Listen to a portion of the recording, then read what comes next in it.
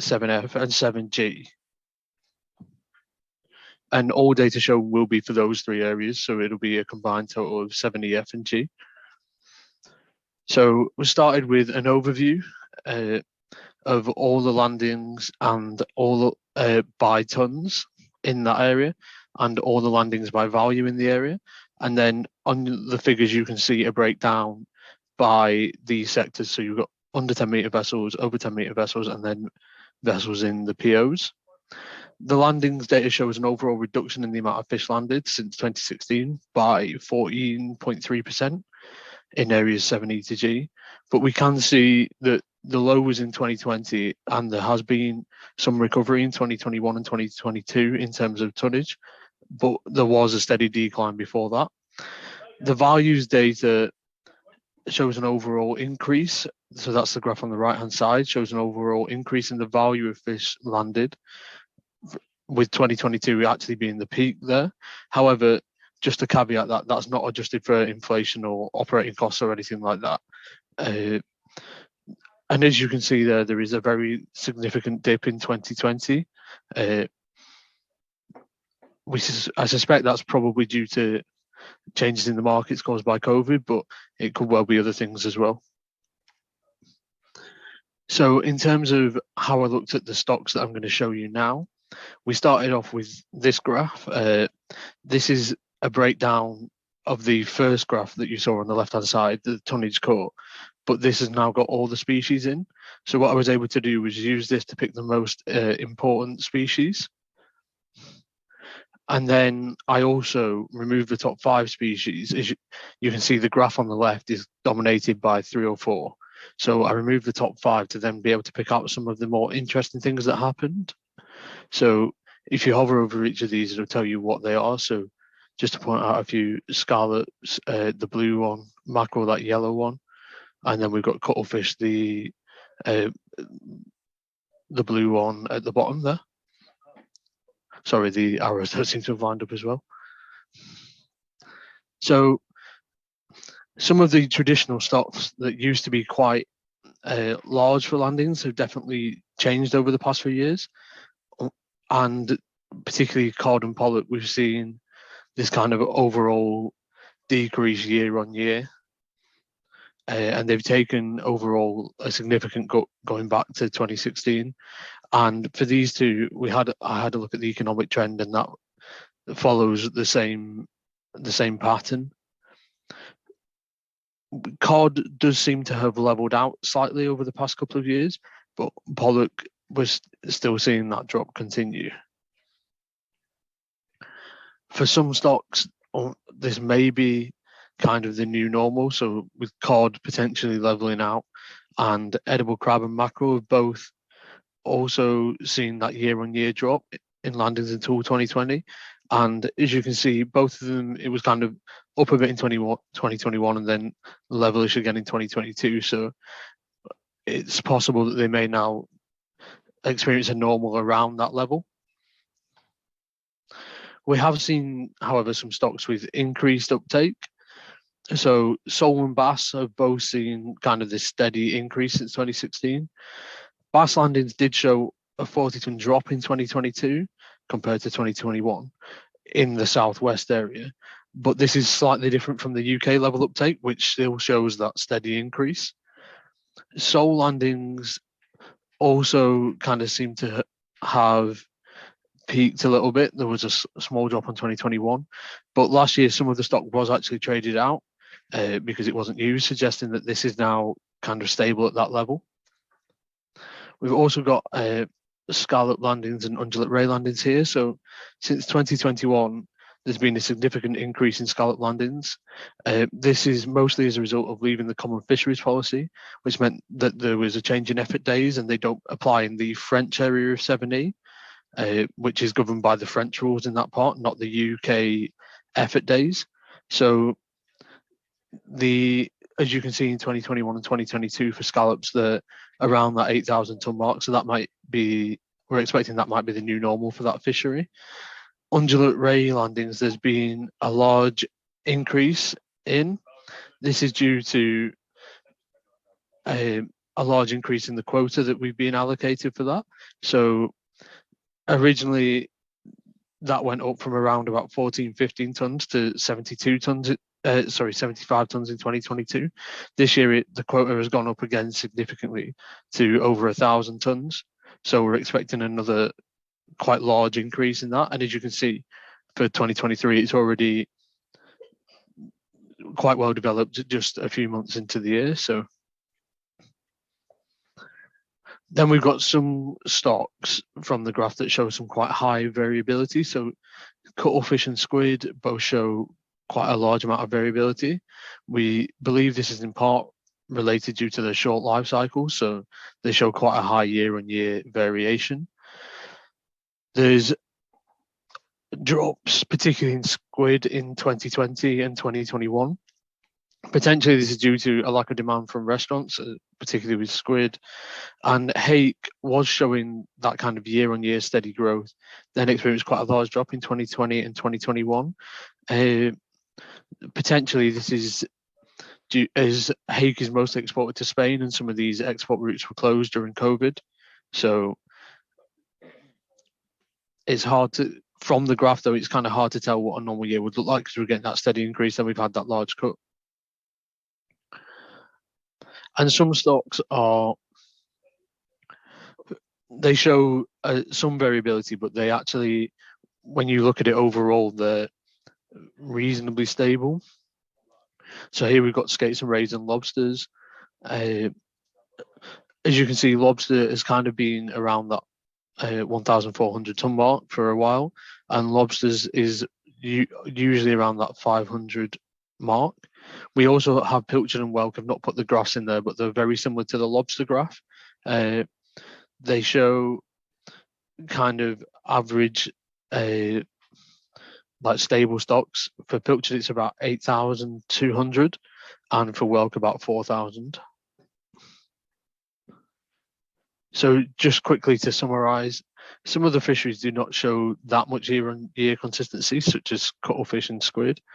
And we can see that the composition of the landings has changed. So if you think back to some of the graphs where we had like cod, for example, being really high and scallops quite a low landings, that has all changed. But this is a result of several factors, such as leaving the common fisheries policy, which has given us changes in quota, noticeably like the uptake in undulate ray, which we've now got over 1,000 tons of that compared to like 15 to 20 tons that we used to get. Climate change, maybe seeing some stocks move in to warmer waters and things, and operating costs have also changed things. This means we can't really compare 2022 to the fishing years of old. Like 2016, 2017, things have changed a lot since then.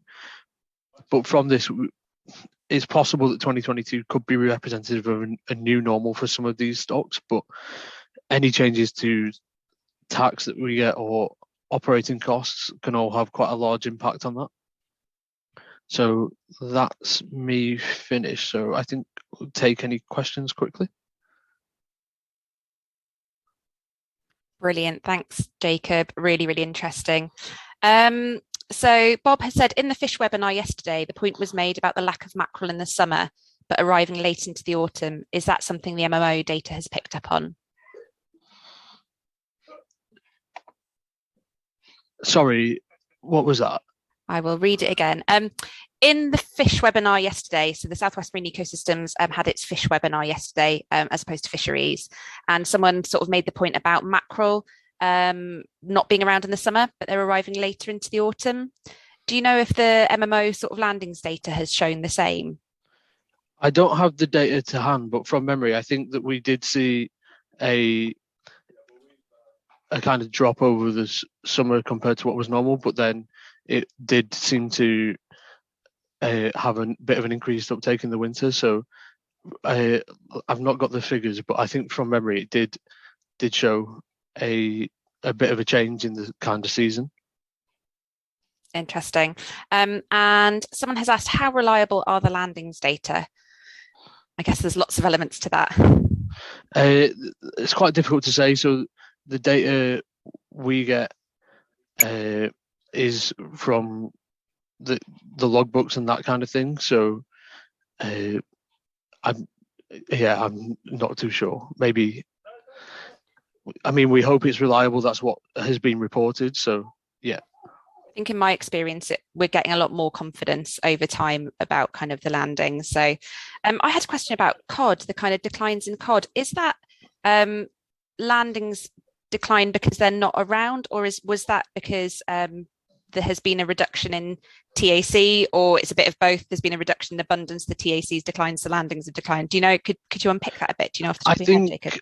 A bit of both. So there has been changes in the TACs, and for example, like 7A cod, obviously that's not in this area, but has become bycatch only. So there has been some changes to the cod tax, but I think that is in part due to, you know, the changes that we're seeing in the stock. That comes from the scientific advice of the abundance of the stock. Brilliant, thanks. And Ed has his hand up. Can you unmute Ed? He should be able to come in. Cool, thanks. Yeah, I was just going to say, I was just looking at the mackerel data at that question, and by far the increase in uptake for mackerel is in the winter months. Predominantly, though, that west coast stock is taken further north now, like west of Scotland. Reliability of data, strong confidence in it. It's based on landings data, which is verified by sales note data. So there's like a double checking process in that one. And there was something else I thought I might have been able to comment on, but it's gone. I can't remember what your last question might have been. Cod. So I don't think the UK used all of its cod quota last year, and we've got next to none. So wow. I mean, the IC's advice is for zero TAC, and then it's there is a TAC allocated just to allow people to land their bycatch. But there's definitely a lot less cod on the ground than there used to be down here in the southwest. Although, as I hear it, people are starting to see it further up north, and they don't know what it is sometimes. Brilliant. Thanks, Ed. Really useful clarifications and answers there. I think we will pass over to Emily, and we will try and maybe have a look at the Q&A and answer anything else in writing, or we'll take them away and reply later. So over to Emily. Thanks. Great, thank you. Hi everyone, good morning. Thanks for having me. It's a pleasure to be here and do something a little bit different, which is nice.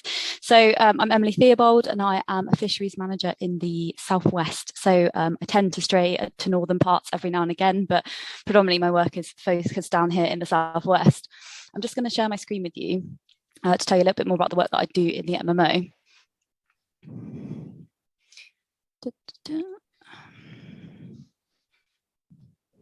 Cool, so hopefully everyone can see that and it's on its way.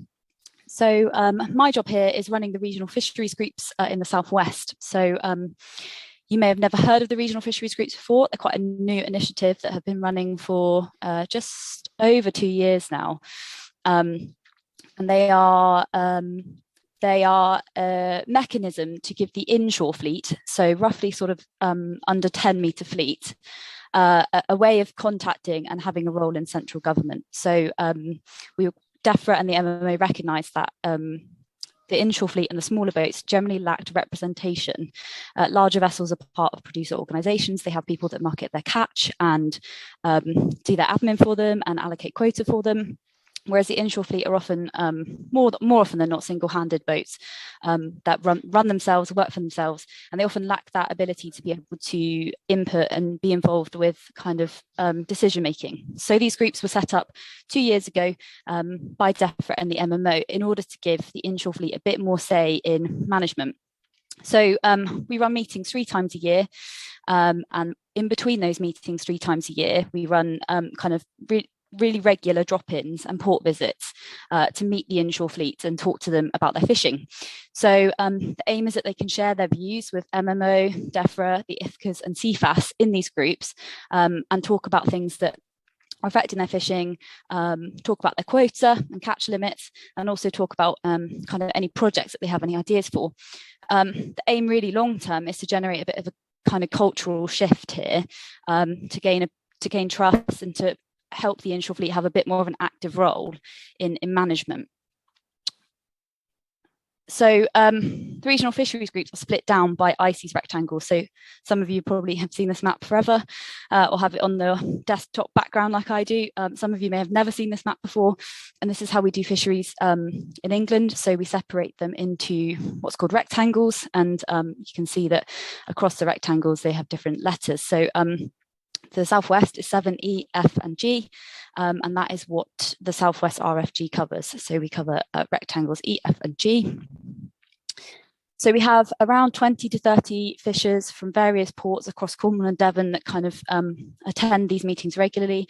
They represent all different kinds of gear types. So we have kind of handliners, we have potters, we have small trawlers, we have netters, and they basically come along, they talk about, we present them quotas, so something similar that you just saw with Jacob, kind of uptake and where we're at with monthly catch limits. It's an opportunity for them to talk and change how they want to manage their catch, and they can kind of, we have a little bit of a discussion about how we want catch limits to work and whether the catch limits are currently working for them. We also talk about ideas for projects. So fishers have come to us before and said that they have concerns about stocks, or they have ideas for certain scientific projects that they would like us to take on and further. So I'll give you some examples of them in a minute. But really, it's just a chance for them to directly engage with us at the MMO, DEFRA, IFCAs, CFAS, and also the MCA if they've got any kind of vessel safety questions. So the things we currently have going on in the southwest at the minute, and these are projects that have been running last year and are kind of moving into this year as well. So I'll just talk you through the three main projects that we're running down here. Brown crab, as you may have been aware, and I know that Matt's on the call today, is that there are massive concerns about brown crab and the state of the stock and current management measures in place that are lacking essentially in order to manage the stock effectively. And this is something that we've heard consistently across all of our port visits and all of our meetings, is that potters are really concerned about the state of brown crab, and they're having to put more effort in order to catch the same amount that they were previously. So working alongside Cornwall IFCA, Cornwall Fish Producer Organisation, and also DEFRA and the Fisheries Management Plan team, we're discussing options for implementing management measures a bit earlier than the FMP in order to manage the stock effectively. We're still in the early stages of this project, but hopefully it means that management is going to come in a bit quicker for this species as we feel it's needed. Pollock. Pollock is another thing pretty similar to crab. We've been hearing that fishers are struggling to catch large pollock, large amounts of pollock, and we've basically undertaken market analysis and landings data analysis of grades and sizes of pollock over the past 10 years across 3 different ports. And in general, the data shows a bit of a decline in the average size of pollock landed over the past 10 years across all 3 ports. So we're looking at talking about management measures for pollock. And I know that Plymouth University have just got their FISP bid for pollock tagging. So this is something that we're looking at and continuing to work on. And finally, small-eyed ray. There is currently a non-retention policy in 7E, so on the rectangle in the map that I showed you. So fishers can take and catch small-eyed ray in 7D, but if they cross the line, which is around Mullion down on the lizard. So if you fish out of one side of Mullion, you can catch the species, but if you fish out the other side of Mullion, you can't. So we got £10,000 worth of funding and instructed a desktop study on small-eyed ray to look at kind of biomass, abundance, distribution, in order to establish why the non-retention policy for 7E was in place. It was made through scientific recommendations that there was no need for the non-retention policy.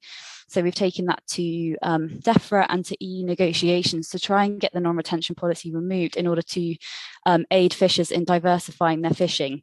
So this will allow to take pressure off other stocks in order to allow them to have diversification across the seasons as well as just over the species. So these are the kinds of things that we can help with and work on in the RFGs, and as well as just every day-to-day issues on IVMS and catch and log recordings. We're kind of jack of all trades, I suppose, and master of none in the RFG team, and we cover all elements. So there's my contact details. more than happy to answer any questions directly. And I do have a Twitter, but I didn't put that on here, which isn't very useful. But yeah, thank you. I'm happy to take any questions.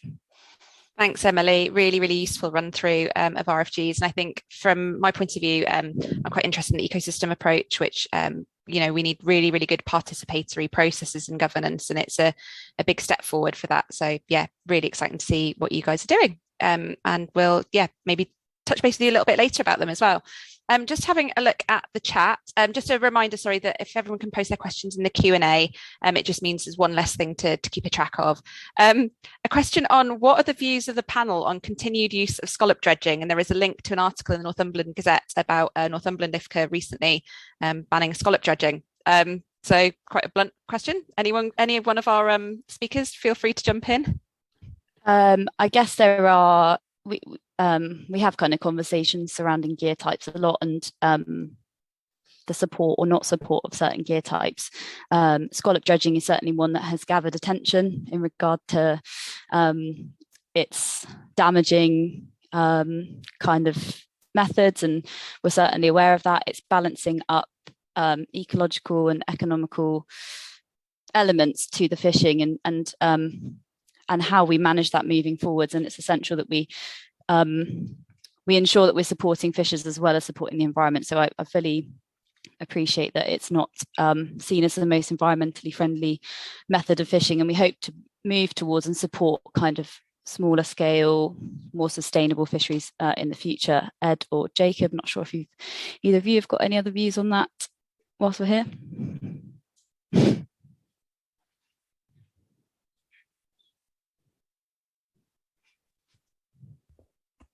Yeah, I mean, I can comment. I mean, certainly the MMO are, you know, consulting on banning bottom-towed gear in MPAs, and I think that's acknowledging the concern and is the first step.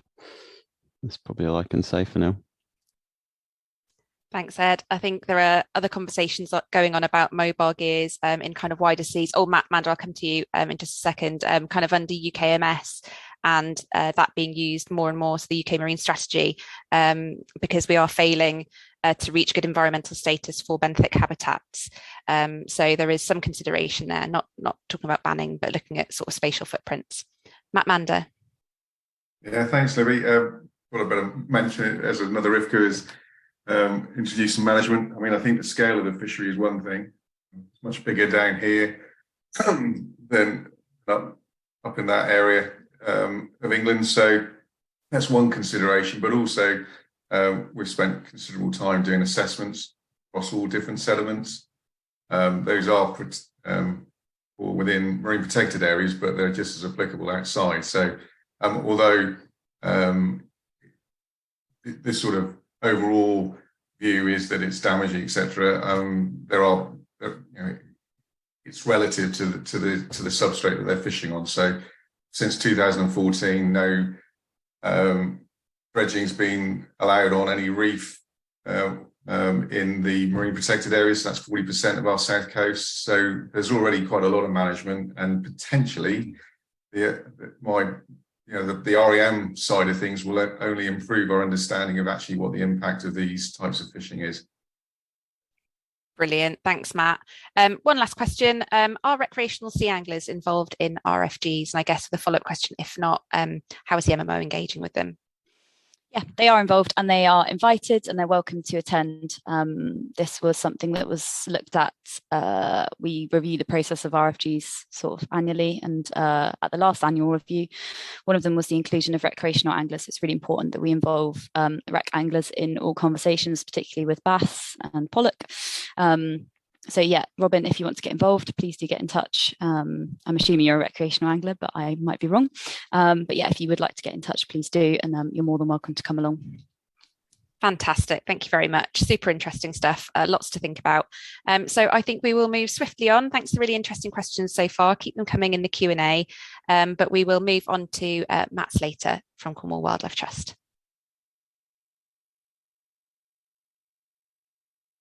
Okay. Thanks, Libby. Hi, everybody. So hopefully you can see my screen. Is that up? Okay. Looks good. Yeah, great. So I'm Matt Slater. I'm a Marine Conservation Officer at Cornwall Wildlife Trust, and I'm here to do another update. So it's my second year, so thanks for inviting me back. I hope it's helpful. So anyway, just a quick introduction to those who didn't hear this talk last year, to the Cornwall Good Seafood Guide.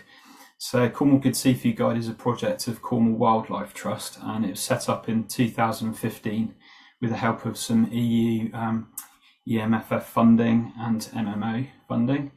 And the idea is to bring together information on fisheries to help consumers make better informed choices when choosing seafood, to ensure that they're supporting sustainable fishing. So just trying to change to the next slide. Oh, it's not going. Sorry, I'll stop and start again. Hold on. Yeah. They stick, don't they, sometimes? Right. Let's try that. Still not liking it? Oh, how annoying. Just think if you come out of presenter mode, maybe. It's the worst case. Oh yeah, come out of presenter mode. Right, sorry, everybody.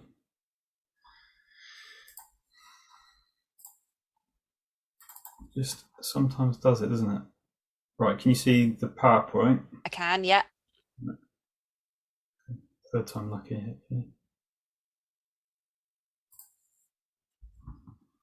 Okay, great. So, so as I said, we want to help consumers and businesses make better informed choices when choosing seafood. We wanted to bring together information on local fisheries in a format that the public could understand and use easily. Prior to the project, this information wasn't easy to get hold of, even if you had a marine biology background, and a lot of knowledge. It was pretty bewildering. So we felt it was an important project. We would then be able to really promote the most sustainable of Cornish seafood, highlight best practice, and ideally incentivise further improvement. And really, this comes from our sort of our philosophy, really, that actually we should be looking differently at marine conservation. And if we get marine conservation right and we end up benefiting the whole marine environment, it's also going to benefit the fishing industry. So, contrary to sort of some people's beliefs, I actually think we're all on the same team, really. We all want to see a healthy marine environment and as productive a fishery as possible. And certainly our oceans have huge potential, and we feel that working together is the only way to go. So if you visit our website, it's nice and easy to use. On the home page, there's just a few examples of our recommended species. You can find the whole list by clicking the button below. And the website works well on your computer, but also on your phone. We're really pleased with it. We're getting a lot of traffic, over 100,000 users a year, which we're really happy with. So how do we actually rate seafood sustainability? Well, rather than coming up with our own methodology out here on a limb in Cornwall, we quite early in the project decided the best thing to do would be to try to work with others. So we've got a working relationship with Marine Conservation Society, and we use their methodology and look in lots of detail at Cornwall, and actually it's a beneficial situation for both the Wildlife Trust and Marine Conservation Society.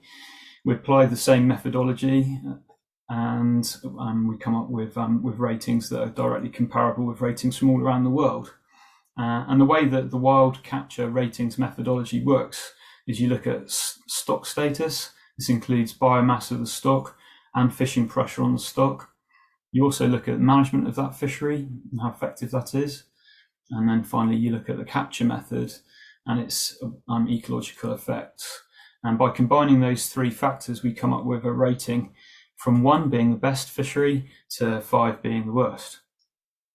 Now, in terms of communication in Cornwall, we chose to create something called the recommended list. And the recommended list is fisheries which come out at a 1, 2, or a 3. And what we found is that over 70% of Cornwall's seafood is within this recommended list. So we feel that that's pretty good for the fishing industry. However, we are, with this system also highlighting need for improvement, and obviously a 3 is not as good as a 1. And but the project seems to be going very well.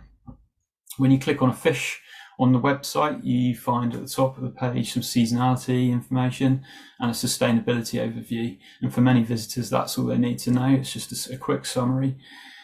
As you go down the page, we have a rating for each method of capture, and then lots of detail on those three things that I told you about, including references and hyperlinks and everything. So yeah, a really useful resource. We also have lots of information on the history of the fishing industry, the current status of the fishing industry. We have a Meet the Fisherman page. All of those can be accessed through the Cornish fishing button on this drop-down menu.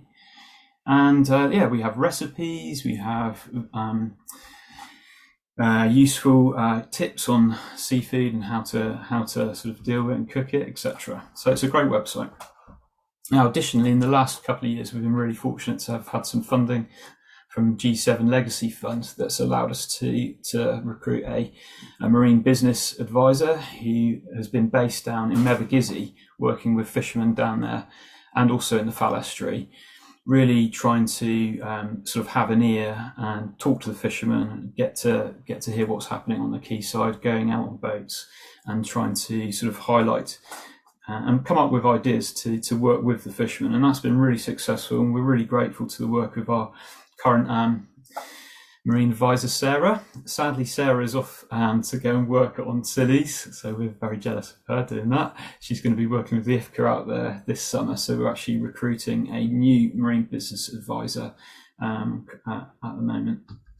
And we also work with a large number of other seafood businesses, so we've created a supporters scheme that restaurants, fish sellers, etc. can join, and that's been a really great way of getting the message out to lots and lots of people all around the county, and we're really grateful to their support. So what are currently the most sustainable options? Well, we've got, as I said, we've got a lot of very sustainable seafood in Cornwall. Here's probably the most sustainable ones, and it's not a surprise that aquacultured shellfish score really well, a very sustainable method of fish production or food production. Seaweed and wild caught Pacific oysters, both of those aren't rated using the Marine Conservation Society methodology because non-natives and seaweeds don't fit into that methodology, but we chose to include them on the website, and we feel both of them are important to include, but obviously they're not rated in the same way. But going down, it's good to see some of the major sort of commercial species are up there with some of the best scores ones. So net caught hake and monkfish and mackerel are all scoring very well, which is really good news for the fishing industry. One of the things that holds back a lot of our ratings, though, is lack of data.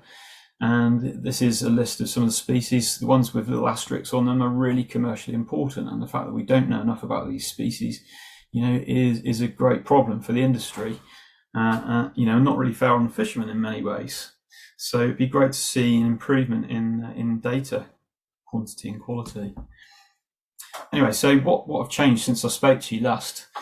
We have seen some improved ratings. So black-bellied monkfish is a species that was previously data poor. There's two species of monkfish that get caught, the white monkfish and the black-bellied monkfish. But an excellent ICES report was produced last summer for black-bellied monkfish, meaning the ratings for that species are now also very good to come onto our recommended list. We've had some improved ratings for plaice in the Western Channel due to good stock assessment from ICES. Brill, we've had a decrease in ratings for brill. There's concern for biomass across a large area from Scandinavia right down to the Western Channel. So South Coast brill, Western English Channel, has now come off our recommended list. However, in the Celtic Sea, it's still fairly data poor, and we haven't got any evidence of concern there. So that one's stayed the same. So brill from the Celtic Sea is still on our recommended list. Native oysters, we had a stock score reduction last year due to worrying IFCA report on the stock status in the Fal Estuary, and also a change in management scores. Good news is that this year's survey has shown that the stock appears to be doing a little better this year, so that may change. And then Place in the Celtic Sea, the rating reduced due to a decline in biomass in that area, which has reduced that rating.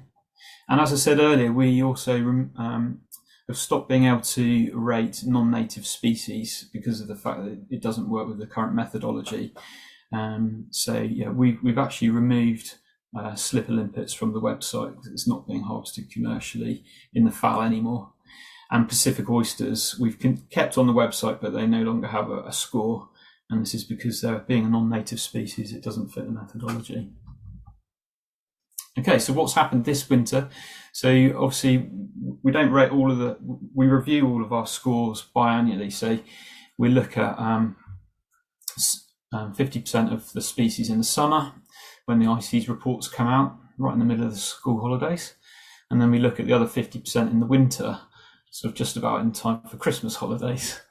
So the timing could be better. But this winter, we've done a lot of work looking at this things, and there's been some considerable changes. So one of the big surprises really is we've increased scientific study on rays, particularly in the Celtic Sea and Bristol Channel. We've seen that 3 species of rays are likely to have an improved rating, and that includes the cuckoo ray, the small-eyed ray, which was already mentioned, and thornback ray. So with the cuckoo ray, we've seen an improvement across the entire area, so that's both the north and the south coast. And the other 2 have just been off the north coast, so the Celtic Sea and Bristol Channel. So yeah, for a long time we didn't sort of think we would ever see rays, gaining good scores for our system, but this is really positive news that with good data, you can actually really improve ratings. The ratings haven't been announced yet, by the way, so that's why there's no numbers here. We had a consultation which ended about a week and a half ago, and there'll be an announcement next week on new ratings for these species, but I can't give them away today. And then finally, an improved rating for spur dog. So spur dog is a species that was massively overfished and became very, very rare by the 90s. And there's been a ban on landings of spur dog now in place, which has allowed a recovery. And the good news is the latest ICES stock assessment shows that the biomass has really recovered well. It's now far above MSY, which is really positive. And that fishery is likely to reopen. However, management needs to be right. So we're watching this very closely. We really hope that the management doesn't allow overfishing again, and that this fishery is sustainably managed. But good news that it's managed to recover. Some other changes: Atlantic bluefin tuna had a slight change in stock score due to a reassessment done by Fishbase on resilience of this species, but it hasn't changed the overall rating, which is still a 4. And then already mentioned by Emily, but and the chap before her, but brown crab is a real cause for concern at the moment. And at the Blue Marine Foundation Shellfish Symposium in November, there was a lot of talk about declines in brown crab nationally, but certainly in Cornish waters we're hearing a lot of concern from fishers. And an IFCA report, which is not published on their website but available by request, shows there's been a significant reduction in landings per unit effort for brown crab in 2021. So that's the only bit of we've been waiting for a very long time for a stock assessment from CFAS. It's now well overdue. It's the only bit of evidence we've had came from that IFCA report, which really sets off alarm bells. Now, hopefully we'll get a more detailed, proper stock assessment as soon as possible, but it is likely that ratings of brown crab are going to be negatively affected, and there's definitely need for improved management. Mackerel, we've seen an increase in fishing pressure, which is likely to affect ratings. However, line caught mackerel fishing in the southwest, and thanks to the mackerel box, is still pretty sustainable and likely to remain on our recommended list. And finally, razor clams. We decided to remove hand collection of razor clams from the website due to no evidence of a significant fishery in Cornwall hand collecting on the shore. and actually dive collection for razor clam appears to be pretty minimal in the southwest, and there's been a couple of ongoing prosecutions for electro-fishing for razor clams, which is causing concerns about illegal fishing for that species. So yeah, so those are the proposed changes from the winter. And additional species to sort of talk about.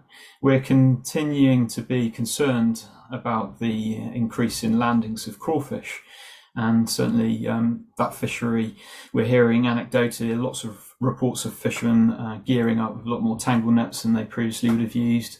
They're shooting tangle nets over rough ground, rocky areas, and there is a big concern for crawfish, which have been overfished in this way in our waters in very recent past. Also, the impact of increased amounts of netting, particularly over rocky ground, and its potential impact is causing big concern. I think there's a need for more research on that topic. It's good to see that some research is happening down in Scillies, but yeah, we are worried about that.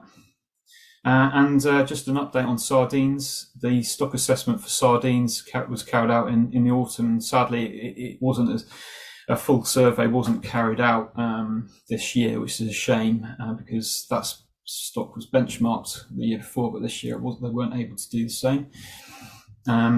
However, it did show that there was an increase in the data they did collect. There wasn't as much data, was very positive, showing an increase in stocks, which is really good. And in Cornwall, our Cornish Sardine Management Association are now setting their annual quotas with assistance from CFAS, who are checking and validating that choice, which was a really positive step forwards in management, because that independent assessment is really needed. So that was positive. So here's a graph that shows the increase of landings up to 2020, obviously, so it's a bit out of date, but this is landings of crawfish to Cornish ports from MMO data, and the value as well. So you can see we've seen a doubling in landings and more than a doubling in value since 2015, which is causing concern that we might see problems with that stock. Obviously, the method of fishing as well, mainly being tangle nets, and as I already mentioned, we are concerned about impacts on rocky grounds, particularly in sort of our protected areas. So we'd love to see a bit more research done on that. So just to finish up, how can a fishery improve its rating? Improved quality of data with regular stock assessments at least every 2 years, showing that biomass is above MSY and fishing effort is below MSY. So that's what you're really aiming for. And then for management, you need to have a management plan in place that follows scientific advice and is responsive to changes in stock status. So if you see a problem, you preempt it before it happens too badly. And examples: catch limits, effort limitations. Could also include protected areas, and should include good engagement with fishers and fisher-led management. And then finally, improvement to fishing methods to reduce impacts on the environment and bycatch adopted by the entire fishery. Things like fully documented fisheries, technical measures, etc. So if all of these three things are done, a fishery can get a really good rating, and we should be working towards that, I think, with all of our fisheries if we can. So thank you very much, and thanks to all our supporters and everyone involved in our project.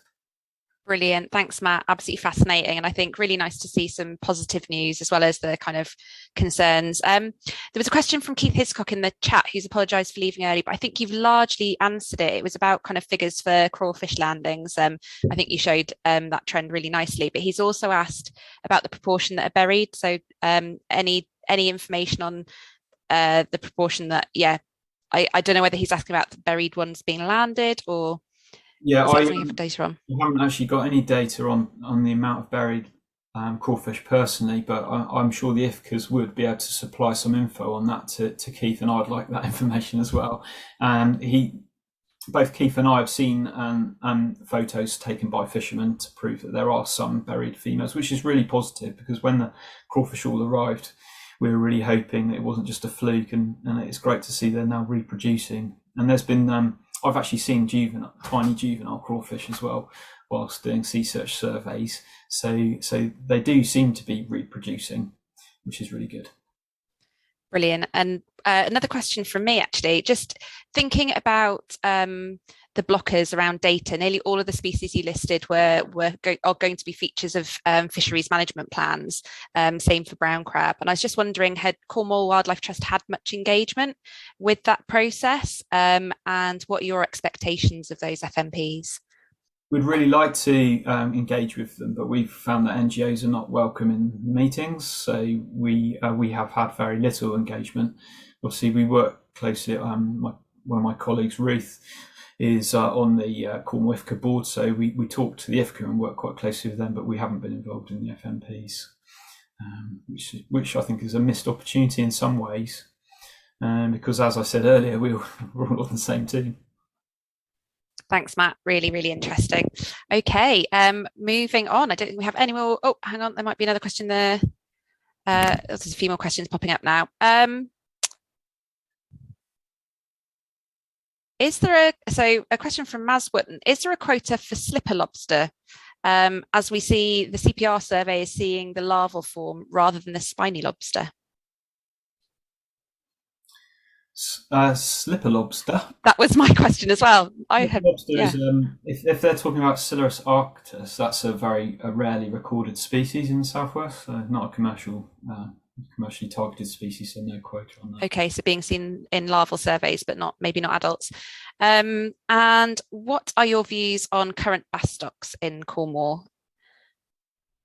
Well, the only information I've got to go on is the IC's advice, which is showing that their bass stocks appear to be slightly recovering since all the change in management across Europe, which is really positive. But yeah, locally, I don't have any really good data, I'm afraid, on that.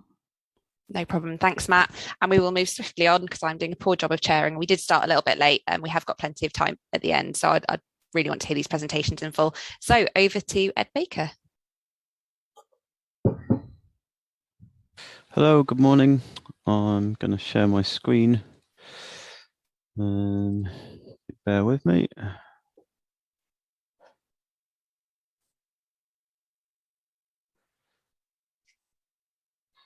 So, in response to the question, was 2022 a normal year? I asked if I could talk about changes in kind of fisheries management approach. And what I'm going to talk about is Lyme Bay. And to start with a little bit of background, I'm a fisheries quota manager for the MMO, have been for a number of years.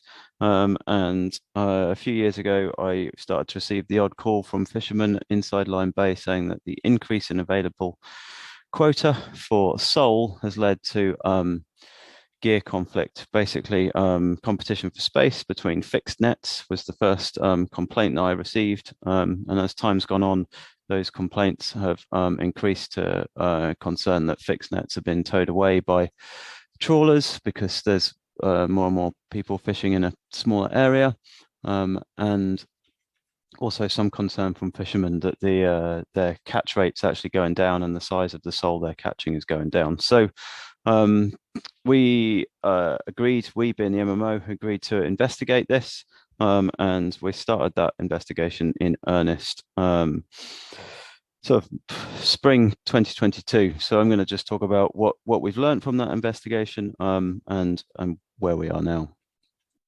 So the investigation involved putting some additional CFAS observers on board fixed net vessels in Lyme Bay. I'm predominantly talking about under 10 metre vessels here. We also asked CFAS to do an evaluation of the observer and landing data that they have on sole across the whole of the wider Area 7E. And within Lyme Bay, we carried out some sea patrols in partnership with Southern IFCA. And we also carried out a survey of willing fishers to look at their social and economic effects of the increased fishing pressure. And I'll come to it at the end, but today we launched a consultation on potential new management measures. So when I talk about Lyme Bay, just to put it into context, what we're looking at here are the two ICES rectangles, 30E6 and 30E7, basically everything inside a line drawn from Torquay to Portland Bill, and Lyme Bay forms part of the wider area 7E when we're looking at sole stock. So the quota for sole in area 7E has more than doubled since 2015 for the whole of Europe, including the UK. It's gone from 800 tons to 1,800 tons. And this has led to increased landings and a corresponding increased landed value for the sole. So the graph here just shows you the increase in landings by UK vessels for sole. And from 2015 to 2023, each bar is a year, and within each year there are coloured blocks that represent the months that gives you the seasonality. And you can see that this is predominantly summer, autumn into winter fishery. This graph just shows you the total landed value taken from all vessels fishing for sole in Area 7E. The blue line is beam trawls. Beam trawls catch about 85% of the uptake of sole in 7E. And then the other lines are from scallop dredgers, gill netters, and otter trawls, and they've all seen an increase in the amount, the value taken from sole landings since 2015.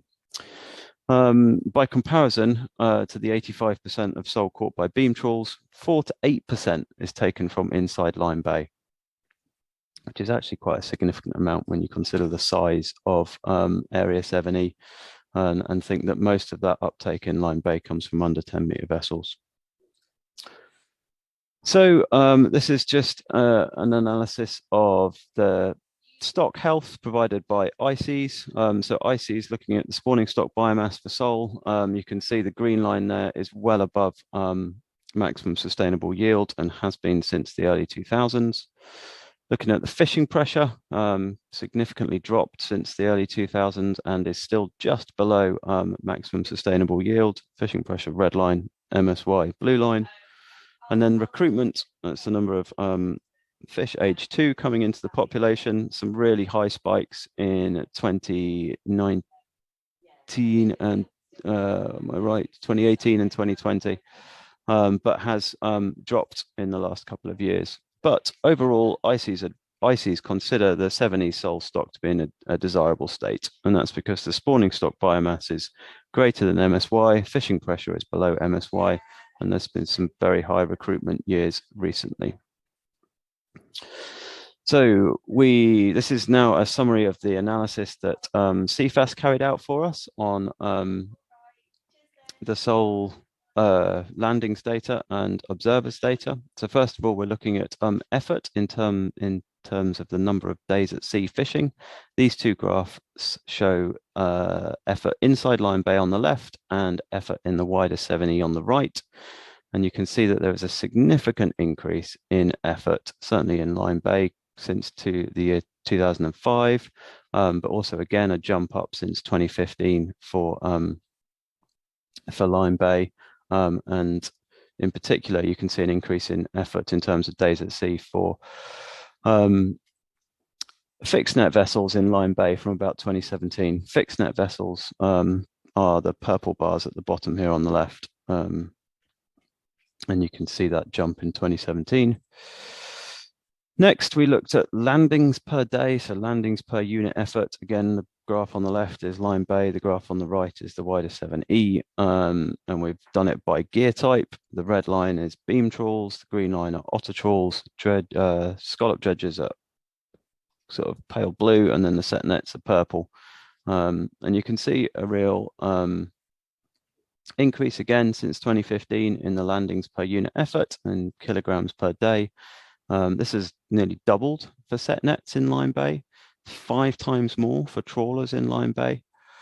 And there's some question around whether or not the increase is due to the introduction of the landing obligation, but the observer data reports that discards are less than 1%. So we're assuming that this is this increase in landings per unit effort is actually due to the stock presence, although we can't say for sure. So analysis of mean length from landings data and observers data shows that inside Lyme Bay, we've got a reduction in mean length of the sole landed. So this to some extent verifies what some of the fishers were reporting to us. And you can see each of these graphs here. You've got beam trawls on the left, otter trawls in the middle, and set nets on the right. And this is for inside Lyme Bay, and you've got a mean length reduction for the otter trawls, and this is based on landings data, so CFAS staff working in the market and measuring fish that have been landed. And then we also looked at observer data. So the observer data from at-sea catches shows that we looked at the average size of sole caught. And so for beam trawls, the average size of sole caught is between 31 and 33 centimeters. And about 3/4 of them are greater than 28 centimeters, 28 centimeters being the length at which 50% of the population are mature. So we're sort of increasing in size. Otter trawls catch slightly larger fish, and a larger proportion of them are greater than 28 centimeters. Otter trawls also have an increase in the number of small soles landed, which is interesting. So they, which kind of ties up with the landings data, which shows the reduction in mean length. And set nets, their average catch is 37 centimeters, and the majority of them are over that L50. By comparison to the landings data, the observer data shows no change in mean length of sole caught. This is partly due perhaps to sampling. There isn't as many samples taken inside Lyme Bay as there are offshore, but it does basically invite a little bit more investigation. So, as I said, we also carried out some sea patrols, and we did a social and economic survey of fishers. And what we learned from some of the sea patrols was that gear marking varied, and some gear was more visible than others. And we've got just some examples here, including the use of white jerry cans, not particularly visible, and possibly a contribution to the gear conflict. Certainly, brightly marked buoys and flags are better. The officers on the vessels noted a range of net lengths used and mesh sizes, some vessels using greater than the minimum mesh size required, and low levels of bycatch. The survey we carried out was in person, so members of our Regional Fisheries Group team went out and met fishers along the coast, from ports inside Lyme Bay and all the way to Mevagissey, because the fishery in Lyme Bay is sort of prosecuted by small local artisanal vessels, but also by vessels who would steam up from ports further west and spend the summer and autumn working out of Lyme Bay itself, Lyme Regis. 15 netters were interviewed and 2 trawlers. 11 of them fished from home ports inside Lyme, Axmouth, Lyme Regis or West Bay. And those hailing from some of those smaller Lyme ports felt that there were too many vessels, too much gear, and that fishing in the area was less enjoyable, and they were actually fishing less. 6 of them reported having had gears towed away, and 2 have actually left the fishery. We've also got reports that the increased pressure in the area is basically deterring younger fishermen from entering the fishery. Contrast to that, the fishers from outside of Lyme Bay, those that come from further afield, perhaps set a little bit more net, believe there is enough space and enough sole, but they also state that they're fishing less. And it's worth noting here that the industry themselves have set up a WhatsApp group that works between the netters and the trawlers, so that they let each other know where the nets are set or where they're trawling to try and avoid gear conflict. And a lot of fishers report that works well. And I've heard it said a few times that communication is key. So the MMO response to all of this, we set up a steering group 2021 and brought the fishers within Lyme Bay together to discuss the issues. We came up with a code of conduct suggesting a minimum mesh size of 5 inches when targeting sole. all fixed nets should be clearly marked with a buoy showing PLN at both ends, and we suggested the use of flags and radars where possible. I'm told by talking to some of the local fishers that this isn't been taken up as a code of conduct. So we have now got to the point where we are consulting on potential new management measures. The management measures that we are consulting on include perhaps a bespoke catch limit for sole in Lyme Bay, spatial or temporal separation for gear types, whether we should mandate enhanced visibility of net markers, certainly outside of the 6 miles, because there's already some requirements by IFCA inside 6. And we're also asking about potential gear restrictions, whether there should be a restriction on the amount of fixed net that can be set, whether there should be an increase in mesh size, or perhaps an increase in the minimum size of the sole that can be landed. We've also asked about gear restrictions on trawlers and scallop dredgers. The final part of the consultation looks at the respondents' relationship with Lyme Bay from an environmental, social and economic perspective, because we think it's really important to gain insight into this. And a key part of what we'll be doing is trying to balance the different factors, whereby you have someone who maybe travels a long way to fish in Lyme Bay, might catch quite a lot of fish, and that could be their primary income. And how do you balance that against someone who fishes straight out of the Lyme port, uses a small amount of net, catches a small amount of sole, but equally perhaps covers 50% of their income? So be quite an interesting consultation to get the results back, because we're not just looking at what can we do from a management perspective, but how do we balance this socially, economically and environmentally. The consultation is live. We released it yesterday. It closes on the 28th of May. There's a link there on the bottom of these slides. I'm not sure if these slides will get sent out, but it's also been advertised through the MMO's Facebook, Twitter, and it will go out in Fisher bulletins. And at the end of the consultation, we'll be holding a sort of stakeholder facilitated event to present the results and actually discuss the next steps. So throughout this process, we're collaborating with industry. We created a steering group. The steering group helped us create the consultation questions, and we won't be making any decisions until we've involved industry and working as much as from a co-management perspective as possible. And that's it from me. Fantastic stuff. All new information for me. Thanks, Edward. I can't see any questions in the Q&A. If any of our panelists want to ask a question, feel free to put your hand up. I was also I've always got questions, so many questions. One of the things I was interested in, how do you propose setting catch limits for Lyme Bay? Would it be based on the kind of proportion of kind of catches that have been landed into that area so far, or just really interested in how those sort of small scale catch limits would work? So that is probably one of the hardest things to enforce. And all of these management measures have been discussed with our enforcement teams, and it is probably our least preferred from an enforcement perspective, but we are not unwilling to do it. How we do it, we would have to look, it wouldn't necessarily be on historical catches, it would be more of a holistic approach on the effect of the different gear types in the area. So we're whilst the consultation is running, we're looking at doing an environmental assessment of the effect of the different gear types, not only on the seabed, but also what bycatch they get. So I can't say for certain, but we would potentially do catch limits by gear type. You could just have a blanket catch limit just to reduce the amount of effort in the area. Brilliant, thanks, Ed. And I think Matt's got his hand up, and then we will move on after that. Go for it, Matt. Yeah, thanks.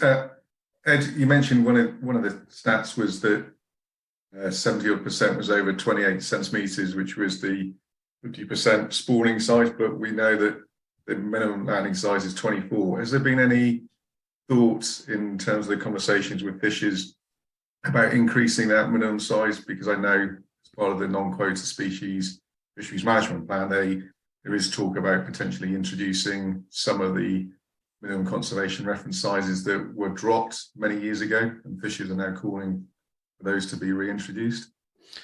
Yes, exactly that. Thanks, Matt. So it's one of the few things that all the fishers agree on is that we could increase the minimum landing size, and there is a question in the consultation around increasing the minimum landing size, possibly to 28 centimetres. Thank you.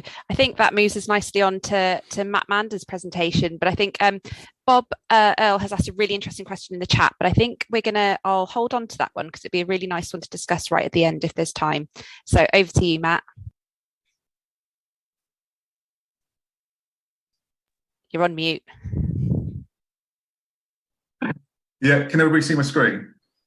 Yes, thanks. Ideal, righto. So cracking on. So Devon 7 been interested in technologies and how they can be used to support our management measures. In 2018, we brought in mandatory IVMS on all our tow gear boats from 7 metres up.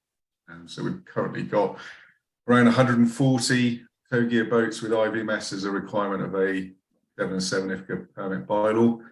But what we wanted to do is to look at where we could take the technology. So back in 2021, September, we started the REM project that I'm now going to present, and we presented the findings in September 2022, so 12 months later, but the project continues. So there'll be updates later on. So if I can move my screen on. Yeah, so what we wanted to do is to see how we could improve management, not just from a regulator's point of view, but from a fisher's point of view. Demonstrate how that if we were introducing technologies, how we could change our management approach. And I think at a national meeting I was at, that was one of the key things that fishers wanted, was that the two go hand in hand, and that we can use it to improve management, but the actual current management might be a barrier to the introduction of it at the moment. Demonstrate how much data can be generated from having REM on board boats. And one of the key things from our point of view was to demonstrate how cost effective and effective we are at detecting illegal activity within marine protected areas from using this technology, and to demonstrate that there are opportunities for vessel owners above and beyond what is the immediate sort of regulatory benefits that we can introduce. So we worked with two companies, FastView and Rewire. The two systems that they operate are the Auto CMS and GPS Live. What was really interesting in our first conversations with these two businesses was that everything we wanted to do was previously the request of the haulage sector about 10 years ago. That was brilliant. So we pretty much had off-the-shelf solutions to what we wanted to do in a fisheries context, and it came direct from the haulage industry's requirements. So we needed a boat to do it on, and this is the one that came forward thanks to Alex and Russell Passmore.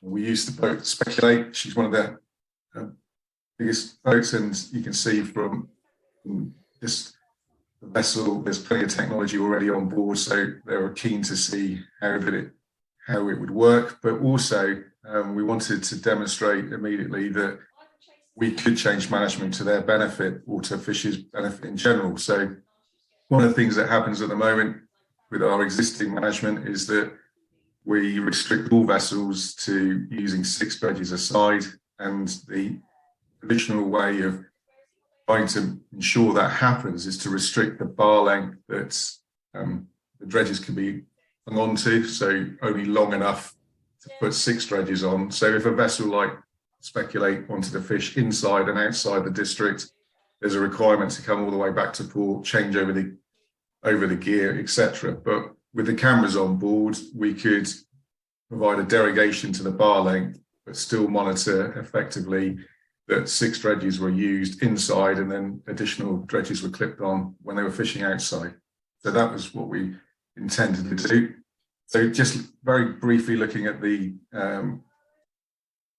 actual equipment, there's the sort of DVR in the middle. That's the brains of the system. That takes the feed from the cameras and the sensors and the tracking system. And then there's a monitor as well in the warehouse, so that the master can see exactly what is being shown on the cameras. We're talking about issues with privacy, concerns from the industry, and that's one way that we've looked to mitigate that. So this is the main bits of kit, just 2 cameras fitted either side of the wheelhouse, and they are positioned so that the only area that they see is the area where the gear is retrieved and emptied. And we've got the 2 gear sensors on the towing plates. Took a bit of time to find a solution because it's pretty heavy mechanical stuff. But these have been fitted now and have been running really well for the last 6-8 months. So that's the tech. The system can run up to 8 cameras and sensors. So another example that we know of an immediate benefit to fishers is that they could easily put a sensor in their on their bilge alarm and a camera in the engine room. So if they got a text message or an email saying that their bilge alarm alert went off, they would actually see a video of what was going on in their bilges at the time. So could provide them with benefits from not losing their vessel, and might very well improve insurance cover. So we did, at the request of the owners, put some extra cameras on, but they're not necessary for what we needed in the project. So this is the sort of the top element, is what we see currently from vessel monitoring tracking, just a series of tracks, and on each one of those dots you would be able to see what the position and the course of the vessel was. The next we could take down, that's actually showing you the speed profile of the vessel, so you can see that she's steaming along, slows down, shoots her gear, and then there's these little increases when the vessel hauls the gear. Where the sensor is present on the boat is the blue areas, and so when it disappears it goes white, when it reappears it's blue, and so forth. So you can see that after steaming to ground there was a series of 1, 2, 3, 4, 5, 6, 7 hauls and then back home. So that's what the immediate thing you can get now from the from the VMS data. But what we wanted to do was look specifically at how we could monitor activity within marine protected areas. So we set up, well, the companies did, I say the royal we, 4 alert systems whereby if a vessel, and the little shaded area is to represent an SAC.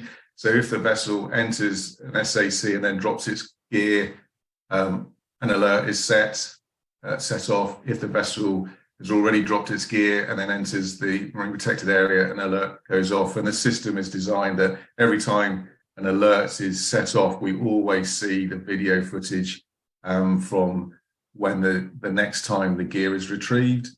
So there's the full system. We only needed 4 alerts, and that works perfectly well. So what does that mean in reality? So one of the things that we're aware of, which is really good with this system, is that it's fully automated. So this is all monitored automatically for us.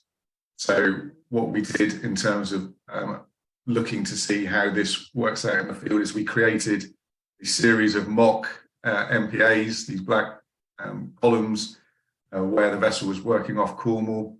This is the VMS track, so you can see where the alarms were set off. This is when the gear was shot away. She went round, came back round, and the gear was hauled. So we can tell now from just the VMS data that at approximately midnight, the vessel shot its gear away, excuse me, and then hauled again at 4 o'clock. This is unusual for the boats working through the nights. They do long tows on clear ground so that the guys can get some break from being on deck. The vessel, though, is still fishing, which is the interesting thing. So what we get is every time we get an alert, such as the one we just showed, we get an email which sets out all that information. But in addition, we get the videos of what was happening on the deck when the alert system was triggered. So we get that, and then this is just a enlarged picture of those video clips that we got on the alerts, and this is what we would see. So there you go, just after midnight on that test one, the gear is being deployed. It hasn't gone in yet, so because as you watch, you'll actually see just up here that the gear is still just being streamed on the surface. There's the bar there, but then eventually away she goes. So that's there deploying the gear, and then similarly, this is them hauling the gear, and that's then documenting that fishing activity for that tow. And here comes the trawl. So that's during the night, as you can tell. So it's just as easy to do in the day. So this is, so you can see that it's all automated now. So this bar will drop down when the gear is shot. I'll just quickly show you that. Just too quickly.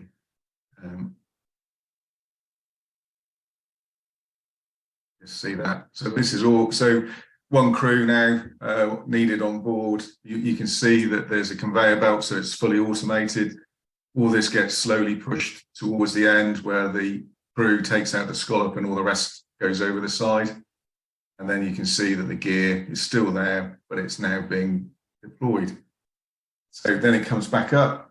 And then what this one was, because we talked about the six aside, this is monitoring that requirement. And so we speed it up. Eventually you'll see the dredges coming up, and you can count just there that there's 6 dredges aside. What you see is that the one on the end is missing, and the same on the other end is missing. So that's the compliance with 6 aside. And as the project develops, we'll be doing a little bit of AI so that it automatically recognizes a dredge. So it will only tell us if that management was to continue when the AI was counting more dredges than it should do. Then we would get an alert if that was the application of the technology that we wanted it to be used for.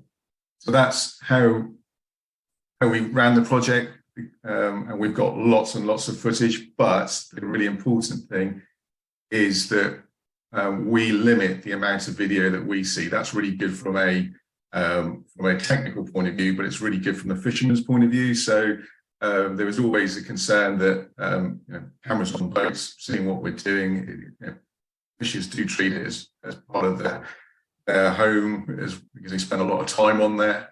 So what we've got is that we only see the 3-minute clips prior to the shooting and 3 minutes after the hauling. So technically, if we applied it to marine protected areas, if a vessel never went into a closed area and dropped its gear, we'd never see any of the video. The owners of the vessel can see all the video. So if they want to look at it from a safety point of view or practices on the boat, they can look at all that video by accessing the data online, or they can actually have it downloaded off the DVR and see it that way.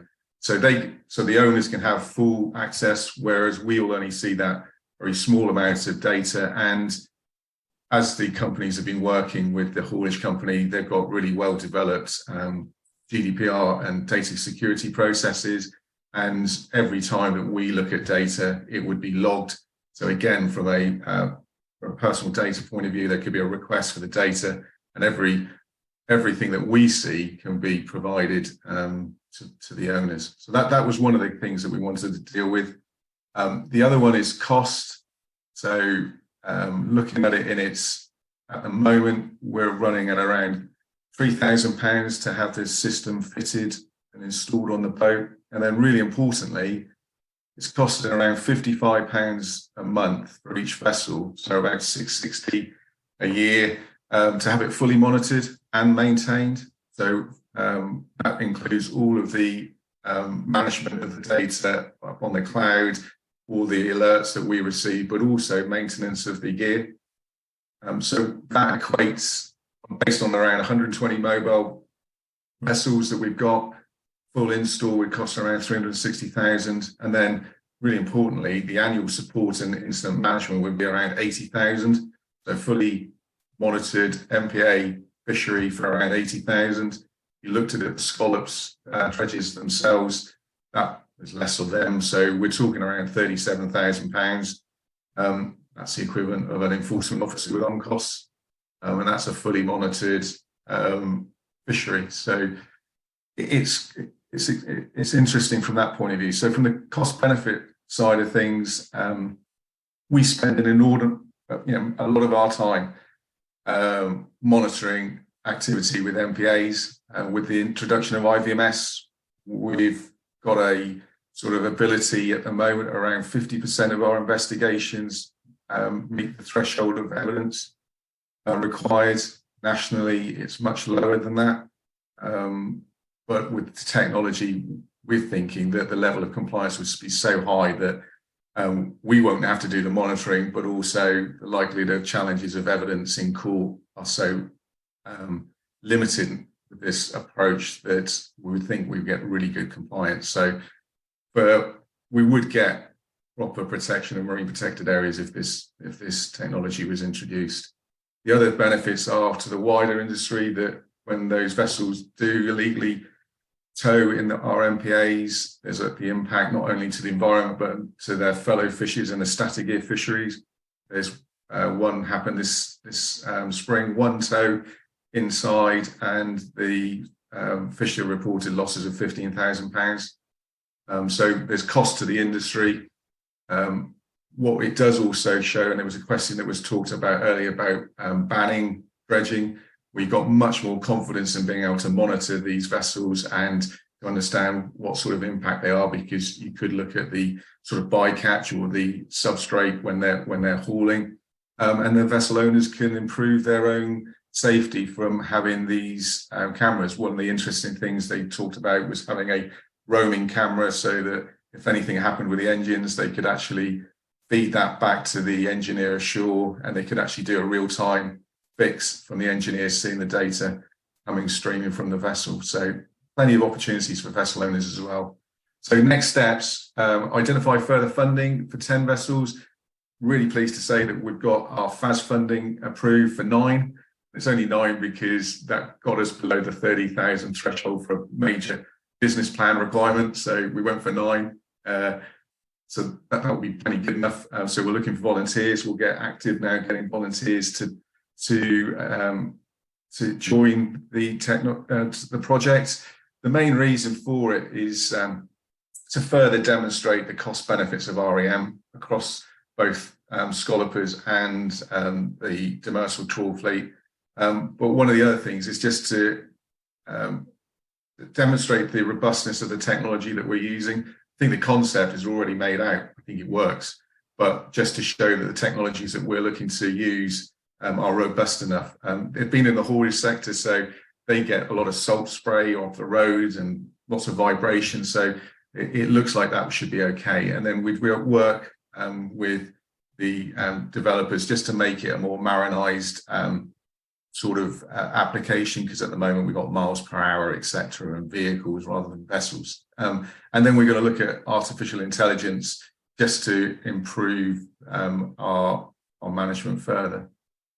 And just finally to say thank you to Alex and Russell and Nick and Ilya at the 2 companies. And just to say, as an addendum to this presentation, we've also just had approval through our annual plan to start a project of REM projects on 2 potting vessels this year. So we'll be using the same companies to run that project. And that's mainly looking to see if we can monitor the amount of gear that's being used by those vessels as a potential way of informing future management, particularly as we've got the crab and lobster FNPs, and we've heard earlier presenters talking about concerns about potential crab stocks and potentially that being a result of increased effort.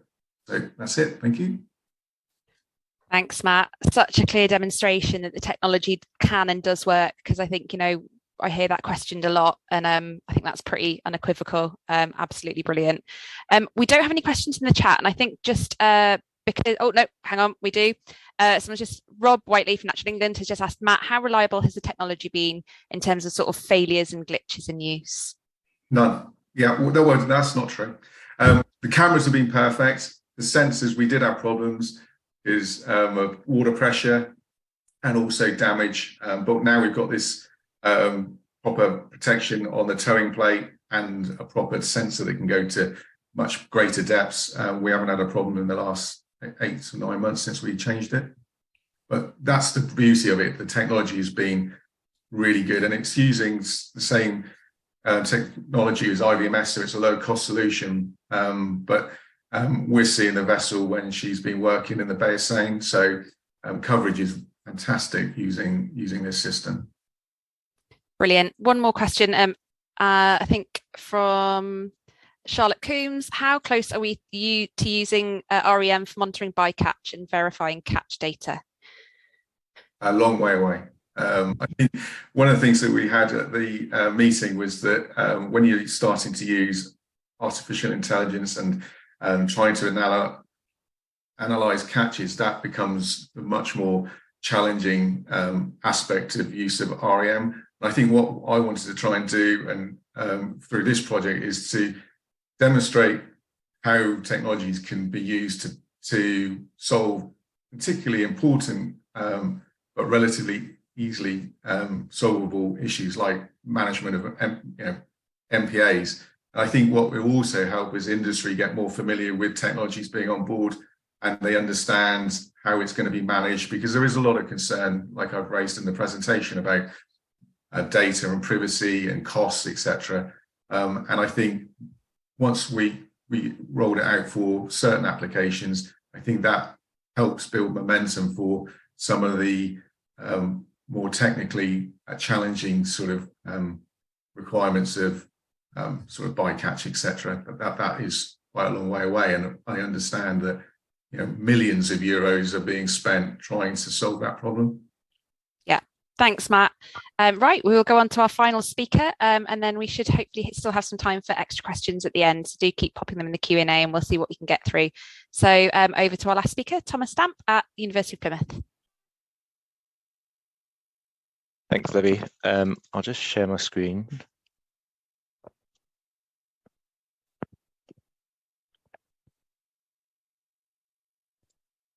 Has that worked? It has. Brilliant. Hi everyone, my name's Tom. I work at the University of Plymouth under Emma Sheehan, and for the past 2 years we've been working on a project called FishIntel, and today I'm just going to give you a quick run through of what that actual project involved, and then I'm going to go through some of the sort of results that we've got over the last few years, and in particular focus on how they're relevant to how we manage some of the species we've been working with.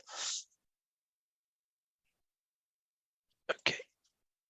Right, so FishIntel is quite a large collaborative project funded by Interreg Channel, and so this is between us and 11 other partner organisations across the English Channel, and that includes a number of universities, regional fisheries authorities like the IFCAs and Comité de Pêche in France, as well as some NGOs such as the Marine Conservation Society in the UK and LPO, which is the League for Protection of Birds in northern France.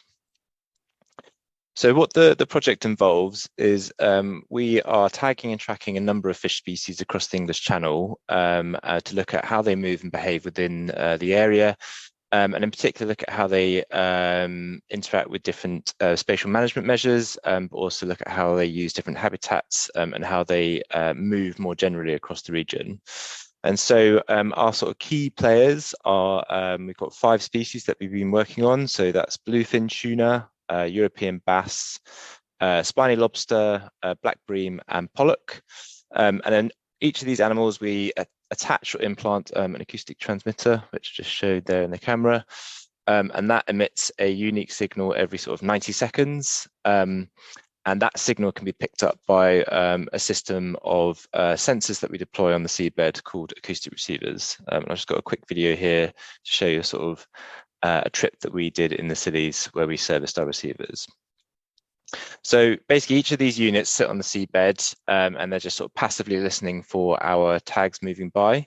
And we deploy these at strategic locations, and then we have to periodically go out and service this equipment. So this is us in the Isles of Scilly. We're just going out, and we've just triggered a receiver, and you should see it come over the side of the boat now.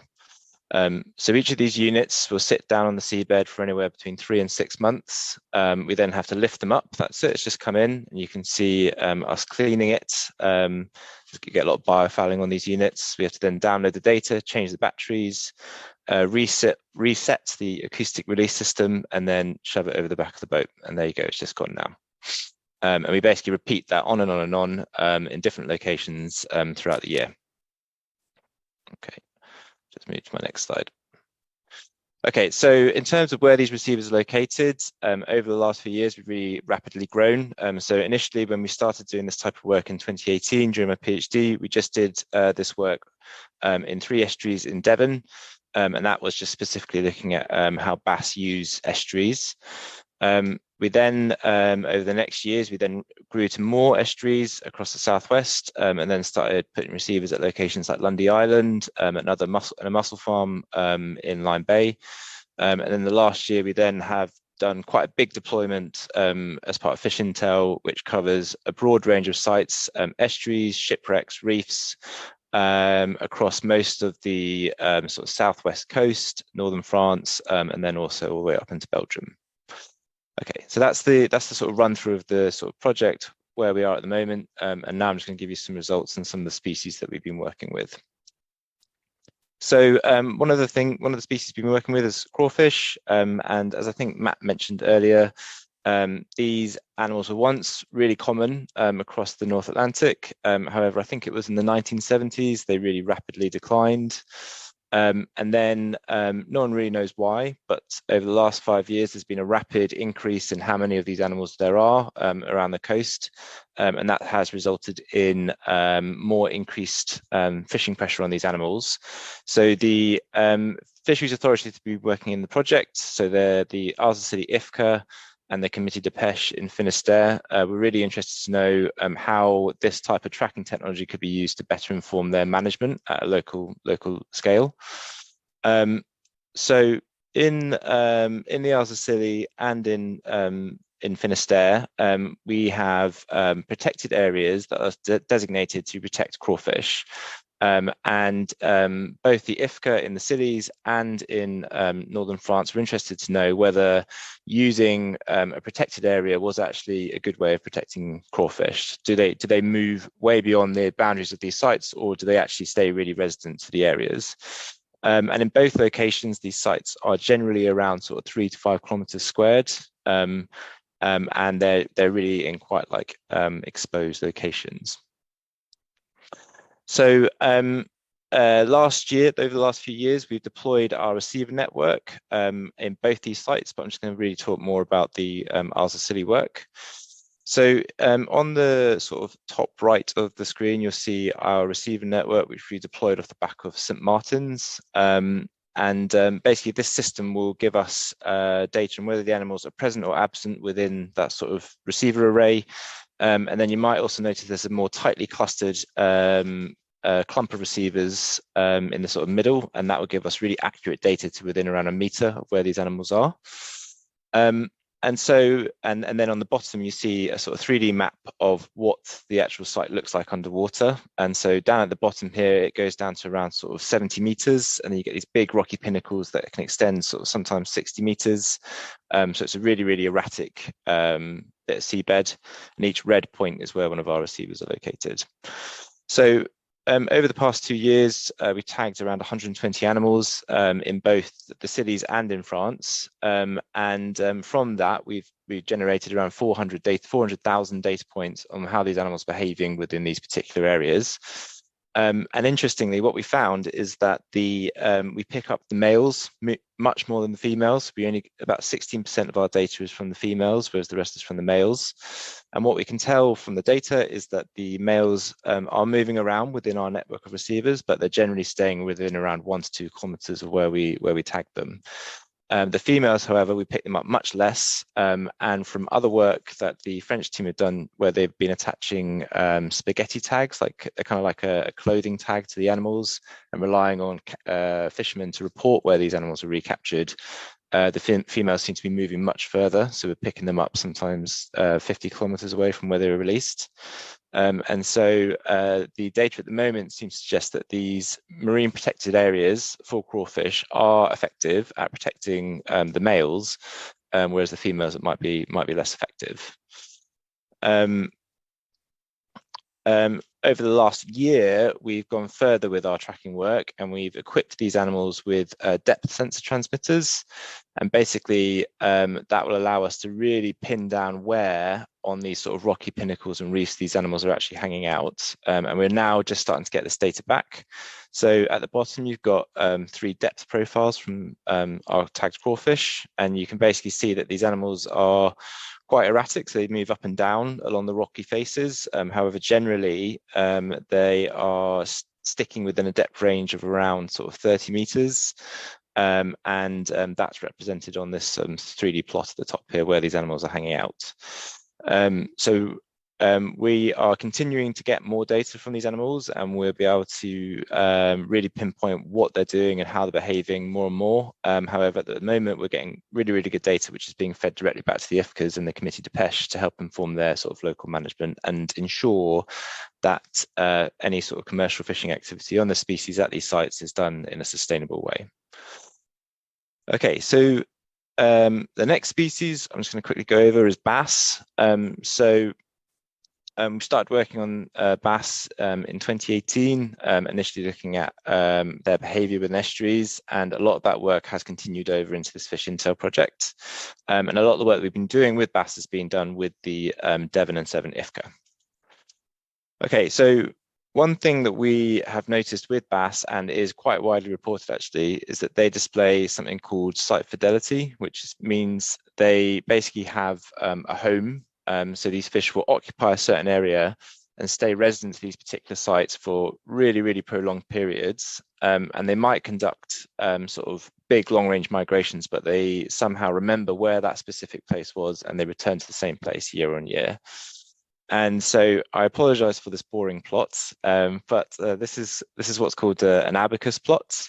And basically what you're looking at is each line represents an individual animal that we've tagged. And whenever that animal was picked up by one of our receivers, in this case, Salcombe Harbour, you get a green point on this chart, and a gold point is when the animals were picked up by a receiver outside of that location. And now within Salcombe Harbour in particular, we've got around 4 years of tracking data for bass. And what you can hopefully see is that these animals are really, really resident. They're really quite often picked up within Salcombe Harbour. And the really exciting development as part of FishIntel is that you might notice in the 2022 plot, there's lots more gold points. And that's basically when we deployed our receivers offshore at shipwrecks and reefs. We're now picking up these animals. When they do make these big movements out of the estuary, we know where they're going and how long they're spending time at these spots. And so, yeah, so we can see this behavior is repeated year on year. These animals are really resident in the sort of summer months. They may go offshore in the winter, but then they come back into these sites. And what's exciting is that we've done this work in other estuaries, and we see the same behavior repeated again and again and again and again. We're working with other researchers in Belgium and northern France, and they are similarly seeing similar results from their tagged fish. And this is a map of where we've been able to pick up these sort of movements. So Salcombe Harbour, for those of you who aren't familiar, is right at the end of Start Point here. And basically, this is where we've done a lot of tagging work. And these fish, when they do leave, we've been picking them up at our offshore receivers at these offshore shipwrecks. And then they get to, they go out here and they spend maybe a month, 6 weeks out here, and then they'll come back into the same site and repeat this year on year on year. So yeah, it's really exciting. What's important about this particular data that we've been collecting is that it shows that these fish are really associated to specific locations. And when that's within a coastal site like Salcombe Harbour, local human activities can potentially have a big impact on the health of the fish populations within that site. So if you get things like industrial water abstraction for power plants, or water quality issues, or potentially fishing activities within these sites that might have a negative impact on these fish populations, it could have a disproportionately big impact at that local site. Great. While I've said that, though, it is important to note that we have also picked up fish making really, really long migrations, and that fish tagged in the southwest don't necessarily behave the same everywhere. And so we've picked up bass that have been tagged elsewhere. So we've now had several fish that were tagged in Belgium and the Netherlands get picked up as they make these long-range spawning migrations all the way down to the southwest. And we've had fish go the other way as well. So it's really great that we've now got this really big network of receivers that we can pick up this data and feed it back to the regional fisheries authorities. Another really great benefit of having such a system as well is that it's all cross-compatible across Europe, and we're picking up several other species data for which is really, really scarce. And a really good example is that we've recently picked up, I think, a dozen or so twait shad that were tagged in Belgium, all the way down in Sussex and even into Devon. And that was information that wasn't previously known. Next slide. Great, so that's everything from me, and if anyone's got any questions, please feel free to ask. Thanks, Tom. I'm biased, but I think this is just one of the most exciting bits of science that has happened in the UK for a very long time. So well done on your ambition, your and Emma's ambition. I think those early conversations, you terrified me just by suggesting 3 estuaries. So the scale that it's kind of got to now is just slightly mind-boggling and absolutely brilliant. We've got a question from Keith Hiscock, who has come back, saying, Tom, some dive observations suggest aggregations of crawfish in some locations, whereas there's kind of widely separated individuals in suitable looking locations. Are you finding any aggregations in your work? Yeah, so when we track these animals, we have to, because of the nature of how it all works, we have to focus on particular locations. So the example I showed was in the Isles of Scilly, and that covers around 2 kilometres of seabed, that particular work. But certainly within that, there are particular hotspots where we picked up a lot more of the activity, and in particular around sort of these big rocky pinnacles where we get a lot of the animals getting detected. I hope that answers the question. Yeah, I think so. No other questions in the chat at the moment. Anything from any of our panelists? Otherwise, I'm going to go back to Bob Earle's earlier question about marine spatial prioritisation. Anything from anyone? No, okay. So Bob asked about whether marine spatial prioritisation was going to change. I think it was in relation to Ed's presentation, kind of any of the management. I think broadening it out in that, I don't know how familiar everyone is on the call with marine spatial prioritisation, but just thinking about maybe other sectors and the future for the Southwest. I was just wondering whether, a lot of you work quite locally with a lot of different stakeholders. Obviously in the Southwest, we don't have the big industrialisation in terms of North Sea offshore wind at the moment, but we do have a potentially floating wind being discussed quite a lot, and lots of other things like aquaculture. How much are you hearing about concerns about different industries and conflicts and concerns about the future? Just open that up to all the panelists. Go for it, Matt. I would if I could find the unmute button. It's really interesting because I think that's one of the benefits of the technologies. We've used it to help support aquaculture development in our area, to try and show where co-location would be really good, but also to demonstrate where fishing activity is taking place, to try and mitigate the level of displacement from other activities. So I think it's really good, and hopefully with the rollout nationally of IVMS, finally we'll get a really good idea of where the fish is operating, so that we can really manage manage sort of marine prioritisation, and there's talk about actually identifying key fishing grounds for the first time, because there's always that thought that it's more mobile and can move. But I think the technology is coming in just hopefully soon enough so that that can inform that debate before some of the larger developments take place. Yeah, I think it's such an important part, and thinking about linking across to other kind of Southwest marine ecosystem themes. One of the things that I'm quite interested in is how much do we know about habitats outside of MPAs? We've all been so busy doing habitat management in MPAs. When we start to think about impacts of things outside, I think that might end up being the limiting factor. We might have stepped up in terms of fisheries data collection in the nick of time, but I'm not sure we're keeping pace in terms of understanding what habitats look like. Yeah, so we've got some more questions in the actual chat. So Bob's asking a question about a mussel farm in Lyme Bay. It had a major gear conflict a couple of years ago. Did your study highlight the cost of gear conflict? I'm guessing that's to Ed. Yeah, we are aware of the cost of gear conflict, I suppose, is the best way to answer that. And the small survey that we did, 17 fishers, there's maybe 250 vessels that fish in Lyme Bay, isn't fully representative, but we're also actually working with a Plymouth MSc student alongside the consultation and the port visits that we're doing. So we hope to gain a lot more information on the economic effects of that fishery, but also I'd quite like to employ one of our economists as well to do that work. Yeah, that kind of gives you an answer. Yeah, brilliant. Matt's got his hand up. Is that legacy hand, Matt? Or do you want to come in? No, just to say that, just to show how we're using it, because of that sort of gear interaction, we've now got agreement to protect some of these sites from tow gear vessels. So we've actually, well, they shouldn't be in there.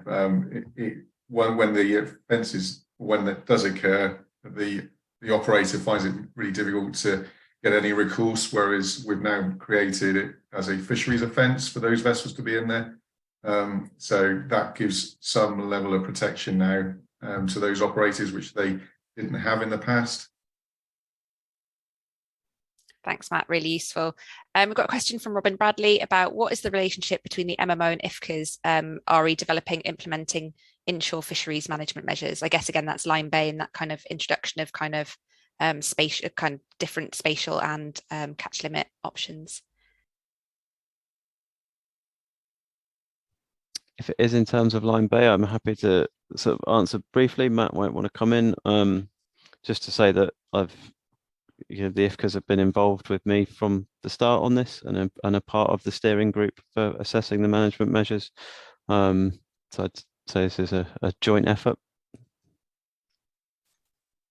Yeah, I think it has been. What was interesting, though, is that what looked to trigger the issue was that uplifting quota that Ed set out in his presentation. Therefore, it was really good that Ed and the Marine Management Organisation took responsibility for that being potentially the trigger and working with the IFCAs.